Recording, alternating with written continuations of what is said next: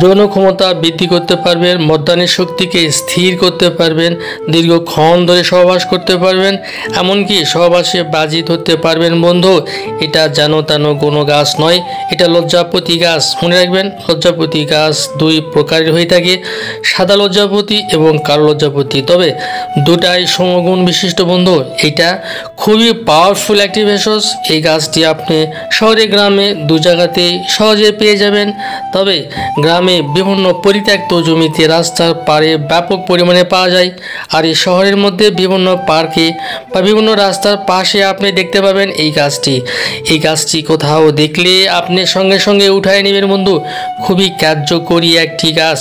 আগের যুগের মানুষদের বিনোদনের প্রধান উৎস ছিল যৌন মিলন, সন্তান প্রতিপালন। তখন কিন্তু সিনেমা টিভি ছিল না বন্ধু।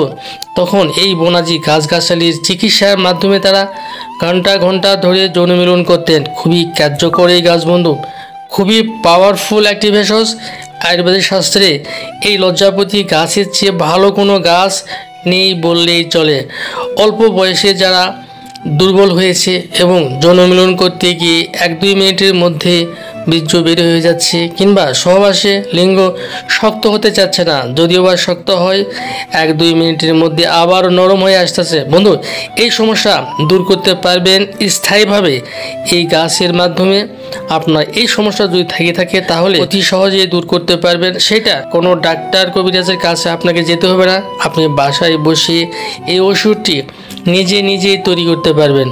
এটা খুবই কার্যকরী একটি ভেষজ এবং এই গাছের সঙ্গে আরেকটি গাছ সংমিশ্রণ করতে হবে। সংমিশ্রণ করে আপনি এই ওষুধটি নিজেই তৈরি করতে পারবেন। বাসায় তৈরি করে খাওয়া সবচেয়ে বেটার। একটি কথা বলে রাখি, এই গাছ সেবন অবস্থায় গরুর মাংস খাবেন না। মোটামুটি যে কয়দিন ওষুধ সেবন করবেন সে কয়দিন গরুর মাংস খাবেন না।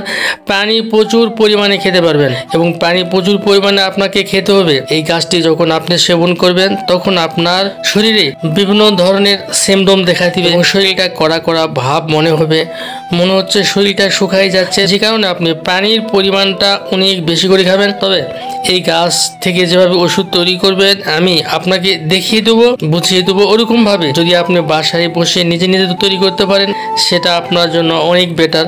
তবে এই ওষুধ তৈরি করার জন্য আপনাকে যেটি জোগাড় করতে হবে এই গাছের শেকড়। এই গাছের শেকড়টা আপনার দরকার, তবে পাতা এবং ডাঁটা যৌন রোগের ক্ষেত্রে ব্যবহার করে ভালো রেজাল্ট পাওয়া যায় না। এই যৌন রোগের জন্য আপনাকে অবশ্যই এই গাছের শেকড়টা আপনাকে ব্যবহার করতে হবে। এই গাছের শেকড় দেখতে পাচ্ছেন আমি উঠিয়ে নিয়েছি, অনুরূপভাবে আপনি কালেকশন করবেন। এই গাছের শেকড় 50 গ্রাম, আর এর সঙ্গে নেবেন 2টি জায়ফল, 2টি একসঙ্গে পাটায় বেটে নেবেন। বেটে নেওয়ার পরে একত্রিত করে ছোট্ট করে 30টি বটিকা বানিয়ে নেবেন, রোদ্রে শুকায় নেবেন। প্রত্যেক দিন রাতে খাবারের পরে কিংবা সহবাসের 1 ঘন্টা আগে ঠান্ডা পানি দিয়ে 1টি করে ট্যাবলেট আপনি সেবন করবেন। আপনার জীবন অবধি কেটে যাবে বন্ধু, আপনার যৌন সমস্যা দেখা দিবে না। আজকের ভিডিওটি এ পর্যন্তই, সবাই ভালো থাকবেন, আল্লাহ হাফেজ।